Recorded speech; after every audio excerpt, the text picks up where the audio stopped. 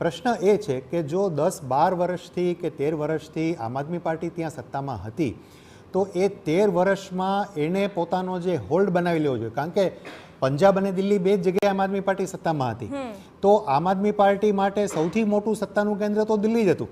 પંજાબ રાજ્ય તરીકે ભલે મોટું હોય પણ જ્યાં બેસીને એ આખા દેશમાં ભવિષ્યમાં ફેલાવવાના પ્લાન કરી શકે એવી જગ્યા તો દિલ્હી જ હતી. તો દિલ્હીને પોતાનો એક મજબૂત ગઢ બનાવવા માટે અપાર્ટ ફ્રોમ ધીઝ સ્કીમ્સ, અમે આમને આપશું આને આપશું, એ સિવાય જે એમણે ઓલરેડી કહેલું એનું ઇમ્પ્લિમેન્ટેશન પણ એટલું જ મહત્વનું હતું. એ ઇમ્પ્લિમેન્ટેશનમાં મોટા ભાગે બહુ મોટા પાયે કચાશ રહી ગઈ. એનો એક સીધો જે છે મનોવૈજ્ઞાનિક ફાયદો જે છે ભારતીય જનતા પાર્ટીને મળ્યો છે. બિલકુલ શ્રદ્ધાબેન, અત્યારે જે આંકડો પણ છે એ પણ ક્યાંક પ્લસ માઇનસ થઈ રહ્યો છે. ભાજપ 50માંથી 46 પર અને આમ આદમી પાર્ટીની બેઠકો વધતી દેખાઈ રહી છે. જે નેતાઓ પાછળ ચાલી રહ્યા હતા, મનીષ સિસોદિયા, કેજરીવાલ, એ લોકોને પણ લીડ મળતી દેખાઈ રહી છે. ચિત્ર બદલાશે આનાથી વધારે? નહીં, ચિત્ર નહીં બદલાય, કારણ કે એમાં એવું હોય છે અમુક જે રાઉન્ડ્સ જ્યારે ઈવીએમ ખુલતા હોય છે અને અમુક જે જગ્યા હોય છે એના પર બી થોડું પ્લસ ઓર માઇનસ જે થતું હોય છે. મેં કીધું ને વિચારધારાઓની લડાઈ છે.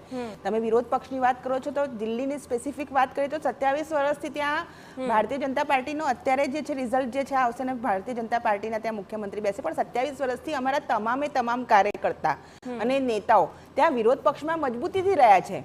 ચાહે એ વખતે કોંગ્રેસની સરકાર હોય કે છેલ્લા 10 વર્ષથી ભ્રષ્ટાચાર યુક્ત જે છે અને જે પોતાની જાતને આમ આદમી કહી રહ્યા છે અને શીશ મહેલમાં રહેવા માટે ટેવાયેલા છે એવા જે મહારાજ છે અરવિંદ કેજરીવાલજી, એમની અગેન્સ્ટની જે એમની વિચારધારા છે અરાજકતાવાદી, એની સામેની જે લડાઈ હોય એ પણ અમારા કાર્યકર્તા અને નેતાઓએ ત્યાં વખતો વખત એક મજબૂત વિપક્ષની જેમ લડી છે. અને લોકોને તમે ત્યાં કહો છો ને પાણી કે ફ્રી આપવામાં આવે છે, ત્યાંના લોકોને પૂછી જો, પાણીનો કલર જ એકદમ ઢળો અને કાળો હોય છે.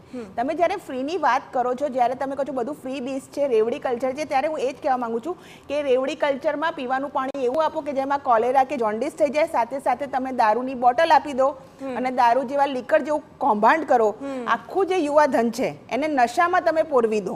આ તો તમે ડાયરેક્ટ તમે ત્યાંના એજ્યુકેશન અને સંસ્કૃતિ ઉપર જ પ્રહાર કરી રહ્યા છો કે યુવા ધન આખું બરબાદ થઈ જાય. લોકોના ઘરમાં એમની માતા, બહેનો અને પત્નીઓની વેદના છે કે દારૂના લીધે ઘર ખરાબ થઈ રહ્યા છે.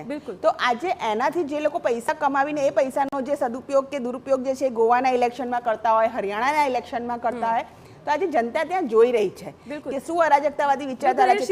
શિરીષભાઈ, આમાં અનસર્ટેનિટી પણ દિલ્હીમાં બહુ જ બધી જોવા મળી છે. લગભગ 150 દિવસ તો કેજરીવાલ લીકર પોલિસીના કૌભાંડના કેસમાં જેલમાં રહ્યા. એટલે ક્યાંક જે આમ આદમી પાર્ટીની જે પકડ હોવી જોઈએ, જે સંગઠન પર પકડ હોવી જોઈએ કે જનતા પર પકડ હોવી જોઈએ, એ પણ છૂટી ગયું અને પરિણામો કદાચ એનાથી પણ બદલાયા હોય એવું લાગી શકે. એની તો બહુ મોટી અસર થઈ છે, કારણ કે આમ આદમી પાર્ટીના કન્વીનર તરીકે, નેશનલ કન્વીનર તરીકે, પૂર્વ મુખ્યમંત્રી તરીકે મોટાભાગની બધી જ સત્તાઓ જે છે, જે કાંઈ નિર્ણયો લેવાની, પોલિસી ડિસિઝન્સ, પછી એ સરકારના હોય કે પાર્ટીના હોય, એ તો બધી કેજરીવાલ પાસે જ હતી. તો અને ઓબ્વિયસલી એના જેલવાસને કારણે, મનીષ સિસોદિયા પણ જેલમાં, રવિન્દર જૈન પણ જેલમાં, રાઈટ. તો એને કારણે શીર્ષ નેતૃત્વ જે છે જેલમાં હોવાને કારણે પાર્ટીની પોતાની પણ જે પોલિસી, ચૂંટણી નજીક આવી ગયા પછી પણ કેટલી બધી બાબતો કરવાની હોય. ખાસ કરીને તમે જ્યારે સત્તામાં હો ત્યારે તમારે વહીવટી તંત્ર પર પણ પકડ બનાવી રાખવાની, તમારે કાર્યકર્તાઓને પણ સજ્જ કરવાના અને તમારે ભાજપ અને કોંગ્રેસની સામે લડવાનું. આ બધી પરિસ્થિતિમાં આમ આદમી પાર્ટી જે છે એની પોતાની ભૂમિકા જે છે